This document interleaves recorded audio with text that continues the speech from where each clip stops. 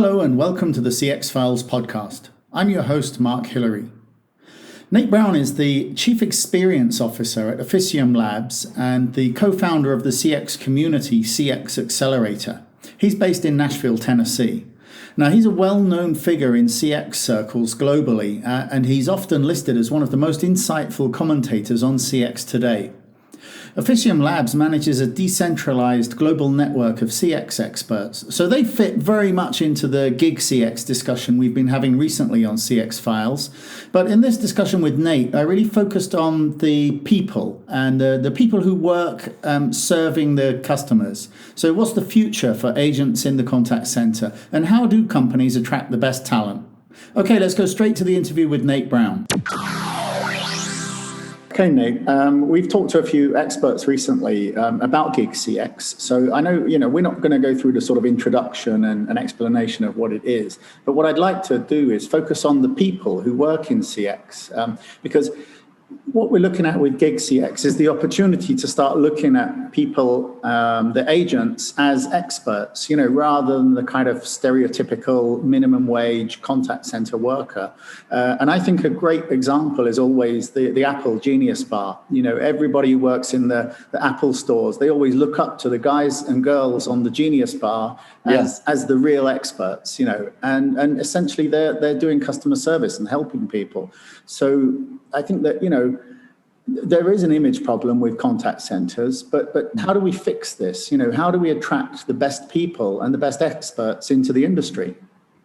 Yeah, goodness. Well, what a fascinating topic. And I love your example of the Apple store. I recently read that per square foot, there is no retail environment that sells more than an Apple store.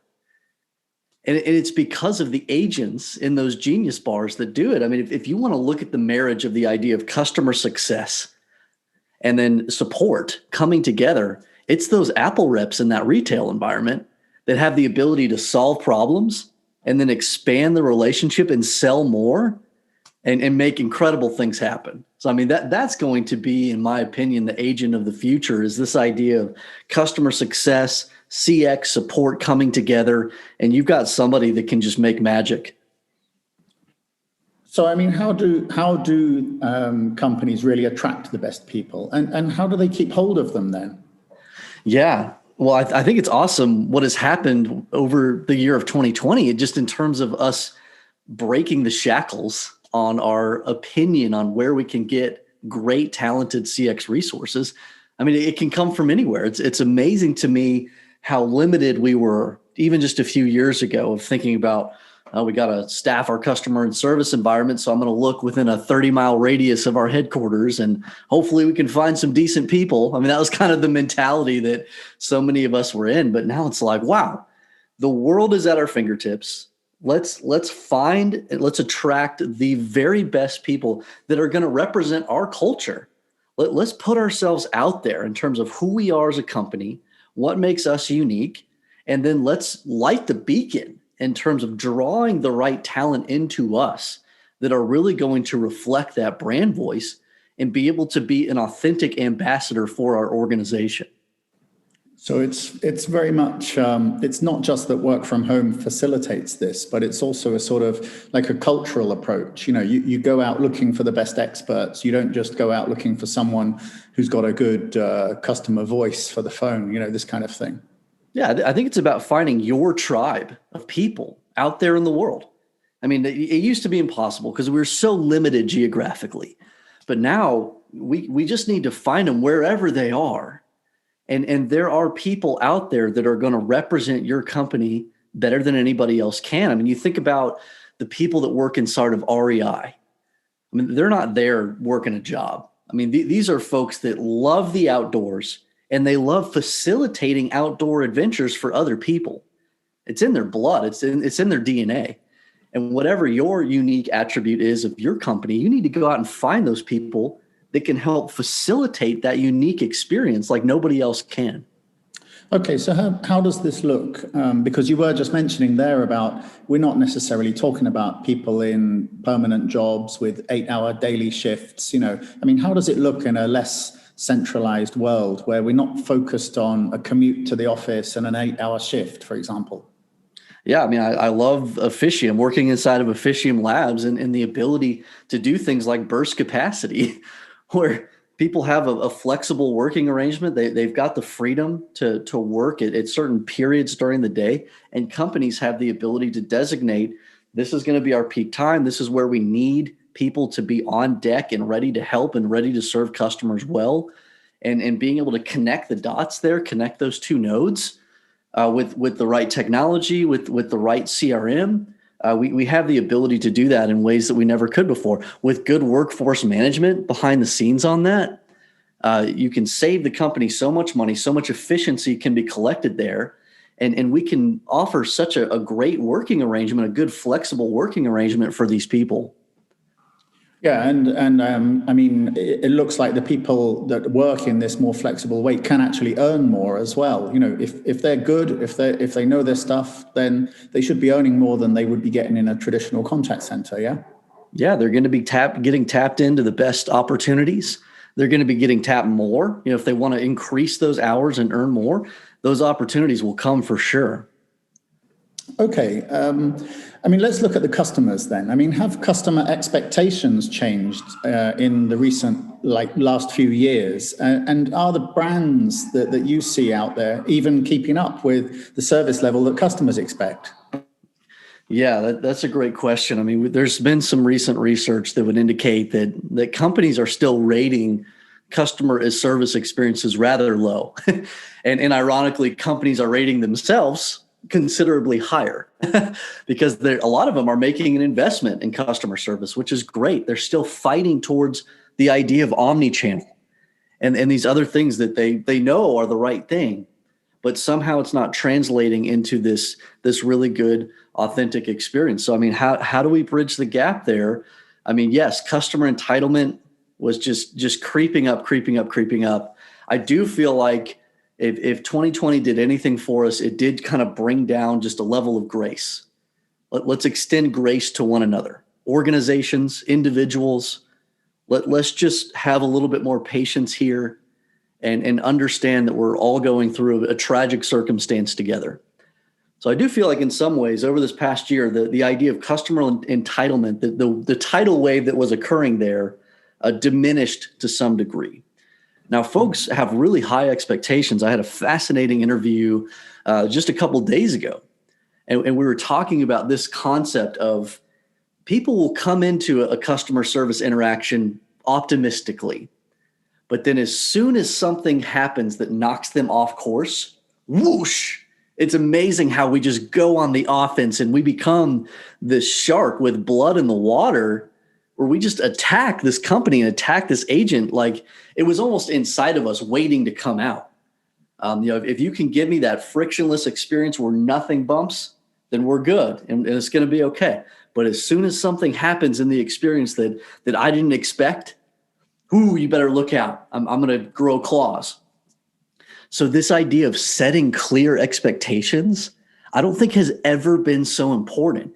And it happens earlier in the process than we think about, Mark. I mean, it's happening in the marketing stage. It's happening in brand awareness. And then it's the responsibility of CX and customer service to execute on these expectations that were created before they were even part of the life cycle of the customer. So that alignment in the company is so important right now. Do you think then that actually we talk a lot about the customer journey being extended, before the purchase, during the purchase, and after the purchase? Customer lifetime value is considered much more important today, whereas traditionally we've seen customer service strategy built on, supporting someone after a purchase, and that's it. Oh, yeah, goodness. The idea of customer lifetime value, another thing that I've learned a lot about this year working inside of Officium Labs with Jonathan and with Scott McCabe, the ability to correlate a customer service related metric to that concept of customer lifetime value. That's how you earn the right to do this work and demonstrate the ROI of this work. If you know that when we serve customers well, they're going to spend more and they're going to be with us longer, you just became a very strategic part of the business.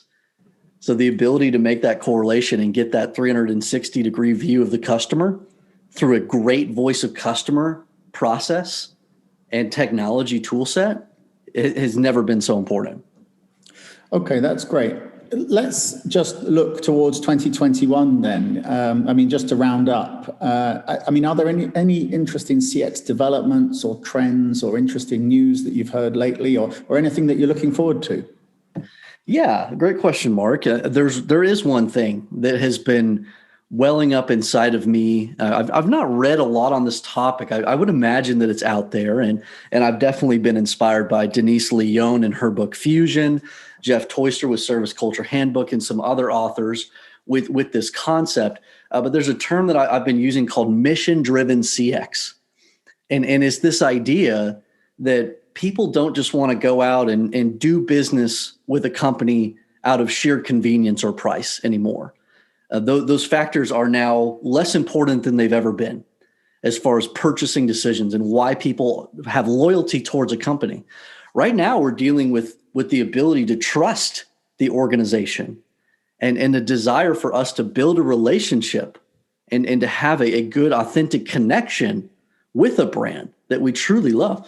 There's a lot of great companies out there that are stepping out in a courageous way with a really unique identity about who they are as a company, what they believe, the type of customers that they want to represent, the type of thing they want to do out in the world to make a difference.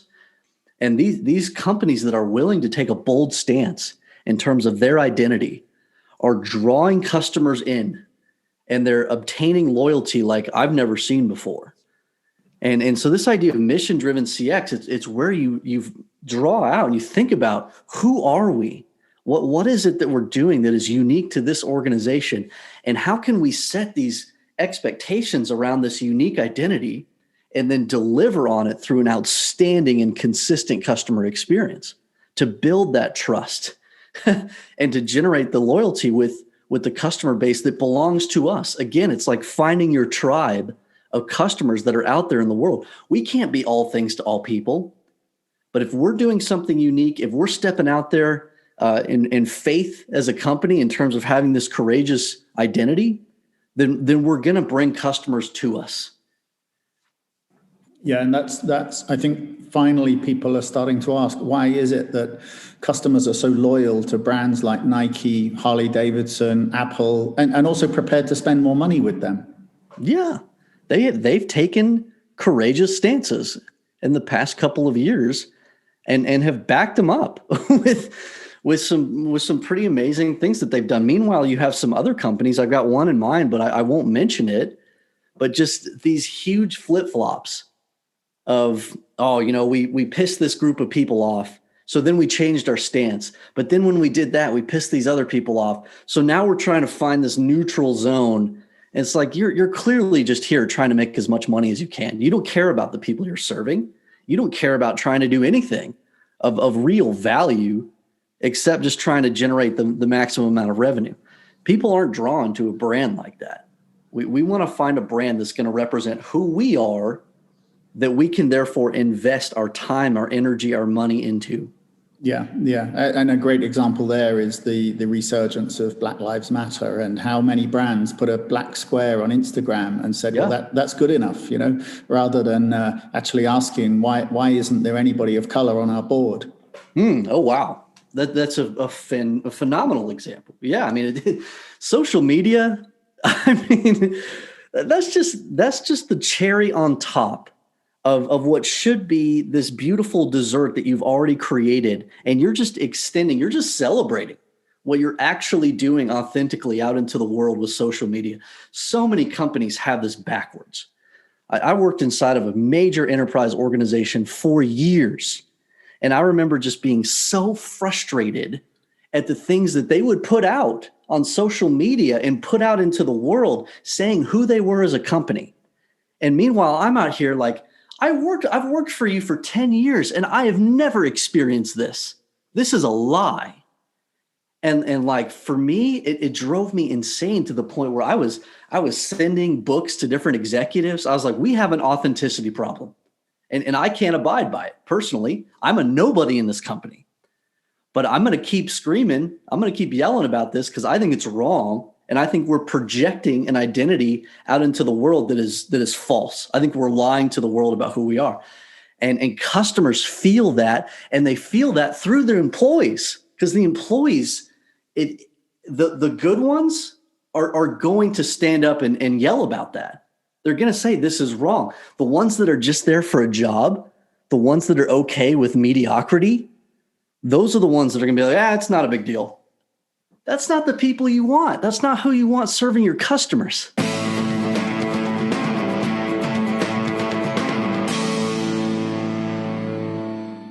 Thanks for downloading the CX Files podcast.